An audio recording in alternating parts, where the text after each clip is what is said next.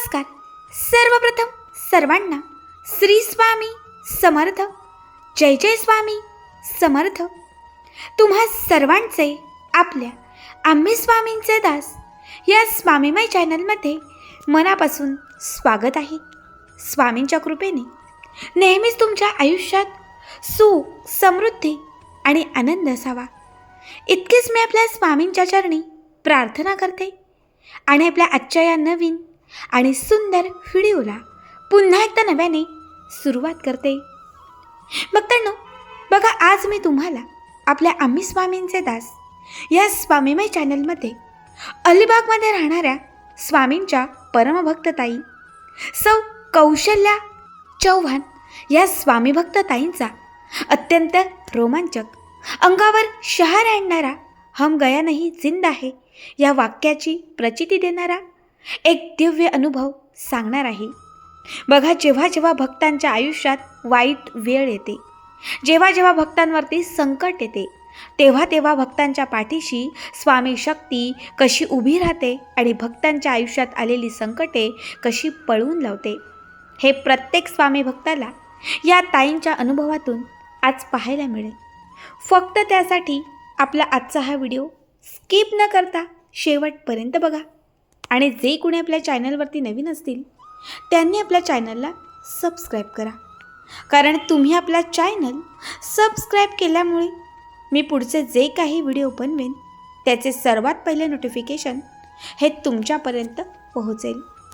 तर पुढील हा संपूर्ण अनुभव या ताईंच्याच शब्दात.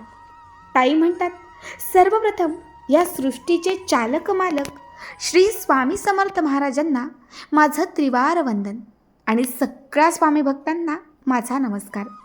मी सौ कौशल्या चव्हाण, मी अलिबागमध्ये राहते. खरं तर माझ्या आयुष्यात स्वामींचं येणं हे चमत्कारापेक्षा काही कमी नव्हते. लहानपणापासूनच माझं आयुष्य कायम संकटांनी भरले होते. लग्न झालं, लग्नानंतर जशी प्रत्येक मुलीची स्वप्न असतात तशी माझीसुद्धा स्वप्न होती. मात्र लग्नानंतरसुद्धा माझ्या नशिबात दुःख होते. घरातले वाद, काही गैरसमज या गोष्टींमुळे माझे लग्न तुटले. माझ्या पतीने मला डिवोर्स दिला. जवळपास 8 वर्ष मी माझ्या माहेरी होते. मग त्याच्यानंतर माझ्या घरच्यांनी पुन्हा माझ्या लग्नाचा घाट घातला आणि माझे लग्न झाले. ज्या व्यक्तीसोबत माझे लग्न झाले त्यांचेसुद्धा आधी लग्न झाले होते आणि त्यांना 2 मुलं होती. आता इथे तरी सुखाचा संसार होईल याची कुठेतरी मनाला शाश्वती होती. मात्र पुन्हा उलट झाले. 2ही मुलं मला आई म्हणण्यास नकार देऊ लागले. या घरीसुद्धा त्रास व्हायचा. सासू सासरे सतत छळ करायचे. मात्र तरीही मी सहन करून शांत बसायचे. जे काही भोग असतील ते भोगूनच संपतील, मला आता एवढेच वाटायचे. गेल्या जन्मात काहीतरी पाप घडलं असेल, ते हे या जन्मात फेडावं लागलंय असे मी स्वतःला समजवायचे आणि जे काही समोर येईल ते सगळं मी स्वीकारायचे. ताई म्हणतात, असेच दिवस चालू होते. एके दिवशी आमच्याच भागात जवळपास 5 किलोमीटरवरती स्वामींचा एक सुंदर मठ बांधला होता आणि त्या स्वामींच्या मठाचं उद्घाटन समारंभ होता, ज्याचं आमच्या भागात सगळ्या लोकांना इन्व्हिटेशन होतं. खरं तर स्वामी समर्थ कोण, त्यांची काय सेवा असते याबद्दल मला काहीही माहिती नव्हती. पण त्या दिवशी स्वामींच्या मंदिरामध्ये संध्याकाळी छान भंडारा होता, म्हणजे जेवण अन्नदान होतं. आणि त्यानिमित्ताने महाप्रसादासाठी आमच्या भागातले माझे चुलते काकू ह्या सगळ्याच जाणार होत्या. त्यांच्या आग्रहाखातर मी सुद्धा त्यांच्यासोबत गेले आणि मग तिथून पहिल्यांदाच मी स्वामींच्या मंदिरात गेले. मग नेहमीच स्वामींच्या मंदिरात जाणं व्हायचं. जेव्हा जेव्हा मला एकटं वाटायचं मी त्या मंदिरामध्ये जाऊन बसायचे. खरं तर मनाला प्रसन्न वाटायचे. कुठेतरी स्वामी आपलं सगळं ऐकतात, समजून घेतात असेच मला वाटायचे. काही दिवस निघून गेले. मग त्याच्यानंतर आपणसुद्धा आपल्या घरात स्वामींची मूर्ती आणूयात असे मी ठरवले. खूप वेळा तसा प्रयत्नसुद्धा केला, मात्र ते होत नव्हते, कारण माझी सासूबाई अत्यंत उद्धट आणि सगळ्यात महत्त्वाचं म्हणजे ती कुठल्याही देवावरती विश्वास ठेवत नव्हती. त्यामुळे तिने सक्त ताकीद दिली, कुठलीही मूर्ती आपल्या घरात आणायची नाही. जर ती मूर्ती दिसली तर त्या मूर्तीसकट तुला घराच्या बाहेर काढेल, असे तिने सक्त मला ताकीद दिली. एके दिवशी बाजारातून घरी येत होते आणि येताना वाटेत एक औदुंबराचे झाड लागले. नेहमी त्या औदुंबराच्या जवळूनच मी यायचे जायचे. आजसुद्धा मी त्याच झाडावरून बाजारातून घरी जात होते आणि त्याच वेळात जोरात पाऊस आला. सोबत छत्री नव्हती. आडोशाला कुठेतरी जावं म्हणून मी त्या औदुंबराच्या झाडाखाली गेले आणि जेव्हा मी तिथे बघितले, तिथल्या औदुंबराच्या पाराखाली एक स्वामींची मूर्ती होती. मनात विचार केला, ही मूर्ती इथे अशी कुणी टाकली असेल, कारण काही पक्ष्यांची विष्ठासुद्धा त्या मूर्तीवरती होती. मनात कुठेतरी वेगळंच एक बेचैन झालं. मग ती मूर्ती काळजीपूर्वी मी उचलली आणि ही मूर्ती मी आमच्या घरी घेऊन आली. सुरुवातीला पिशवीमध्ये ठेवलेली स्वामींची मूर्ती कुणालाच दिसली नाही. स्वच्छ पाणी घालून ती मूर्ती मी स्वच्छ धुवून घेतली आणि देवघराच्याच एका बाजूला एक छोटा पाट होता, त्या पाटावरती मूर्ती मी ठेवली. मग सासूबाई जेव्हा देवघराच्या समोरून बाजूला झाल्या, तेव्हा त्यांचं लक्ष त्या मूर्तीकडे गेलं आणि त्यांनी घरात प्रत्येकाला विचारलं, ही मूर्ती इथे कशी आली. शेवटी जेव्हा त्या माझ्याजवळ आल्या आणि मी त्यांना सगळी हकीकत सांगितली, तेव्हा त्यांनी मला सांगितलं, पहिले मूर्ती उचल आणि घराच्या बाहेर ठेव. पण मी मात्र त्यांचा ऐकायला तयार नव्हते. शेवटी दोघींमध्ये वाद झाले. मूर्ती मी तिथेच ठेवणार असा हट्ट धरला. त्याच दिवशी माझे पती कामासाठी बाहेर गेले होते, पण मी सुद्धा यावेळेस हट्ट धरला, स्वामींची मूर्ती घरातून कुठेही जाणार नाही. त्याच दिवशी एक विचित्र घटना घडली. माझे पती कामासाठी बाहेर गेले होते. त्या ठिकाणी त्यांचा एक छोटासा अपघात झाला आणि त्यांच्या डोक्याला मार लागला. त्यांचा फोन आला. इमर्जन्सी त्यांना हॉस्पिटलमध्ये नेलं. त्याच रात्री आम्ही पतीसाठी तिकडे जे होते त्या ठिकाणी पोहोचलो. मग त्यांना हॉस्पिटलमधून 2 दिवसांनी डिस्चार्ज दिला आणि आम्ही घरी आलो. ते 2 दिवस निघून गेले. तिसऱ्या दिवशी माझ्या सासूबाईला लकवा मारला. एका बाजूचा हात पाय पूर्णपणे निकामी झाला. त्यांना उठता किंवा बसतासुद्धा येत नव्हतं. ही दुसरी गोष्ट घडली आणि तिसरी घटनासुद्धा त्याच्या 2 दिवसात घडली. ती म्हणजे आमच्या घरामध्ये, आमचा जो घराचा वरचा माळ्याचा भाग आहे, त्यामध्ये एक मोठा नाग आला. आता या तीनही घटना एकामागे एक घडत गेल्या. त्यामुळे सगळ्यांचीच अशी समजूत झाली की स्वामींची मूर्ती हा कोणीतरी बाबा आपल्या घरात आला आणि त्याच्यामुळे हे सगळं घडलंय, असं सगळ्यांना वाटू लागलं. मग माझ्या पतीने सुद्धा मला सक्त ताकीद दिली. माझी सासूबाईसुद्धा माझ्यावरती चिडू लागली. मग एका क्षणाला मलाही असंच वाटलं की स्वामींची मूर्ती आली, तिथूनच हे सगळं वाईट घडायला लागलंय. शेवटी नाईलाजाने मी स्वामींची मूर्ती घरातून बाहेर, ज्या औदुंबराचं झाड होतं, ज्या झाडाखाली ती मूर्ती होती, त्याच झाडाखाली ती मूर्ती मी पुन्हा ठेवून घरी आली आणि तुम्हाला सांगते, ती रात्र पूर्ण निघून गेली.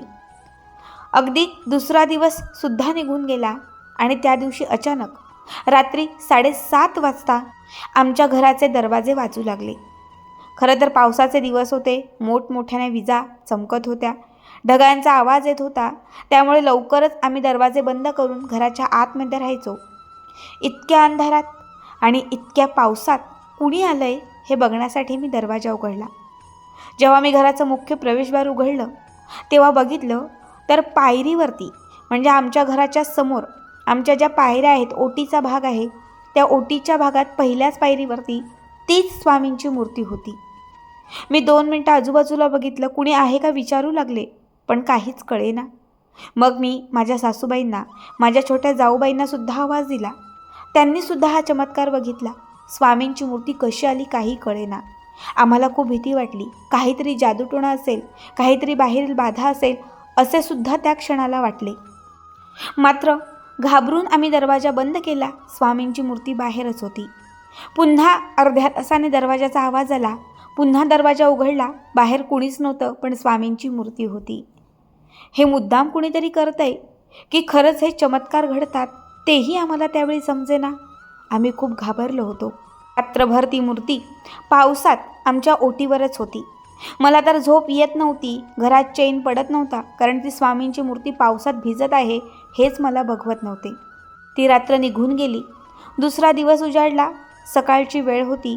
8:30 वाजले. अजूनही ती मूर्ती जशीच्या तशी आमच्या ओटीवर होती आणि 8:30 वाजता बरोबर आमच्या घराच्या गेटजवळ 2 ज्योतिषी आले, ज्यांनी भगवे वस्त्र परिधान केले होते, देवांचे गीत गात होते आणि त्याच्याबरोबर त्यांच्या तोंडात श्री स्वामी समर्थ हे वाक्यसुद्धा होते.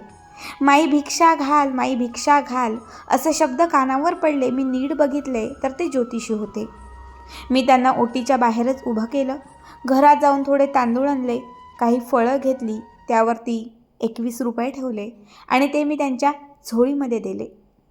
ते सगळं घेतल्यानंतर मी जेव्हा त्यांच्या पाया पडायला गेले तेव्हा त्यांनी मला आशीर्वाद दिला आणि मला सांगितले, तुझं सौभाग्य खूप जास्त संकटात होतं, तुझं सौभाग्य, तुझं कपाळाचं कुंकू कुठेतरी पुसणार होतं, पण लक्षात ठेव, स्वामी समर्थांच्या कृपेने तुझ्यावर आलेलं संकट टळलं. मी ऐकतच बसले, कारण माझ्या पतीचा अपघात झाला होता हे माहिती होतं, पण ते या ज्योतिषांना कसे माहिती हे मात्र आम्हाला कळत नव्हते. त्यानंतर ते पुढे असेही म्हणाले की तुमच्या घरात मृत्यूयोग होता, तुझे पती वाचले, पण हाच सर्वात मोठा काळ तुझ्या सासूवर येणार होता, पण ती सुद्धा वाचली. ही फक्त स्वामी समर्थांची कृपा आहे. स्वामींना विसरू नको, त्यांची भक्ती कर, कारण तेच तुझ्या पाठीशी राहतील. स्वामी साक्षात तुझ्या घरात आहेत, त्यांचा आशीर्वाद घे. एवढं बोलून ते निघून गेले. त्यानंतर मी घरात आले. मी विचार करू लागले, स्वामी घरात कसे? मला काहीच कळेना. मग मी माझ्या सासूबाईंनासुद्धा हे सांगितलं आणि मग त्या का कुणास ठाऊक पहिल्यांदाच मला म्हणाल्या की ओटीवर असणारी स्वामींची मूर्ती आपल्या घरात आण, ते साक्षात स्वामींचं रूप आहे. मग मी स्वामींची मूर्ती घरात आणली, स्वच्छ मूर्ती पुसली, देवघरात ठेवली. जशी मूर्ती मी देवघरात ठेवली आणि जसं मी आमच्या घरामध्ये स्वयंपाकघरामध्ये साखर आणायला गेली, कारण स्वामींची मूर्ती देवघरात ठेवले तर त्यांच्यासमोर साखर ठेवूयात असे माझे मनात आले. जेव्हा स्वामींची मूर्ती मी देवघरात ठेवली, तुम्हाला सांगते त्याच्या 5 मिनिटामध्ये जो नाग, जो साप आमच्या माळावर भिरकत होता तो चक्क त्या मूर्तीच्या बाजूला आला. आता हा काय चमत्कार आहे काही कळेना.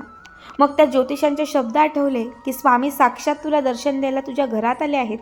तेव्हा कळून चुकले की हा नाग म्हणजे स्वामींचेच रूप असावे. मग मी माझ्याच बाजूला असणाऱ्या गीतेश काकांना सांगितले की काका असं असं झालंय, सर्पमित्र येतात त्यांना बोलवा. काकांनी इमर्जन्सी फोन केला आणि आमच्या घरामध्ये 15 मिनिटात सर्पमित्र आले. पण जोपर्यंत सर्पमित्र आले तोपर्यंत मात्र तो नाग गायब झाला होता. मग हा चमत्कार आम्हाला कळून चुकला की ते स्वामींचे रूप होते. तेव्हा त्या ज्योतिषांचे शब्द आठवले की माझ्या पतीवरती खूप मोठे संकट आले होते, पण त्याच दरम्यान स्वामींची मूर्ती मी घरात आणली होती आणि स्वामींच्या कृपेने माझे पती वाचले होते. शिवाय जेव्हा माझे पती वाचले तेव्हा त्यांच्यावर आलेले संकट माझ्या सासूवर आले. त्यांच्या अंगावरती अत्यंत भयानक पद्धतीने लखवा मारला. एका बाजूचा भाग निकामी झाला. खरं तर त्यात त्यांचा जीवसुद्धा गेला असता, मात्र स्वामींच्या कृपेने, स्वामींमुळे त्यांचा अर्धाच भाग निकामी झाला. ज्या गोष्टींना मी वाईट समजत होतो, ज्या मूर्तीला मी वाईट समजत होतो, खरं तर ती स्वामींची मूर्ती आमचं आयुष्य, आमचं सौभाग्य, आमचं कुटुंब, आमचं घर वाचवायला आली होती हे त्या दिवशी आम्हाला कळून चुकलं. मग तिथून माझ्या सासूबाईसुद्धा स्वामींचं स्मरण करू लागल्या, माझे पतीसुद्धा स्वामींचे स्मरण करू लागले. माझ्या सासूबाईंचा जो एक भाग पूर्ण निकामी झाला होता तो अवघ्या काही दिवसांमध्ये व्यवस्थित झाला. स्वामींच्या कृपेने माझ्या सासूबाई आता व्यवस्थित चालतात, फिरतात, बोलतात आणि विशेष म्हणजे दिवसभर त्या स्वामींचं नामस्मरण करतात. ज्या घरात मला खूप त्रास व्हायचा, ज्या घरामध्ये सतत माझ्यावरती आरोप केले जायचे, आज त्या घरात मला मान सन्मान दिला जातो. आज त्याच घरामध्ये मला सुख दिले जाते. आज त्याच घरामध्ये मला स्वामींची भक्त म्हणून ओळखले जाते. ताई म्हणतात की तो नाग अक्षरशः कसा आला आणि कसा गायब झाला हे कळालेच नाही. पण बऱ्याच वेळा गुरुवारच्या दिवशी अजूनही जेव्हा जेव्हा महत्त्वाचे योग असतात, जेव्हा जेव्हा स्वामींची सेवा घडते, तेव्हा तेव्हा न कळत तो नाग आम्हाला स्वामींच्या अवतीभोवती दिसतो. अजूनही त्या नागाच्या स्वरूपात स्वामी आम्हाला दर्शन देतात. खरंच स्वामी म्हणतात ना, हम गया नहीं जिंदा है, या वाक्याची स्वामी आम्हाला क्षणोक्षणी प्रचिती देतात. श्री स्वामी समर्थ. भक्तांनो, अंगावर रोमांच उभे करणारा हा दिव्य अनुभव तुम्हाला कसा वाटला नक्कीच कमेंट करा. तुमचेही काही असे अनुभव असतील तर आपल्या या चॅनलमध्ये शेअर करा. भेटूयात पुन्हा एकदाच्याच एका नवीन सुंदर आणि छान व्हिडिओमध्ये. तोपर्यंत सर्वांनाच धन्यवाद. श्री स्वामी समर्थ. जय जय स्वामी समर्थ.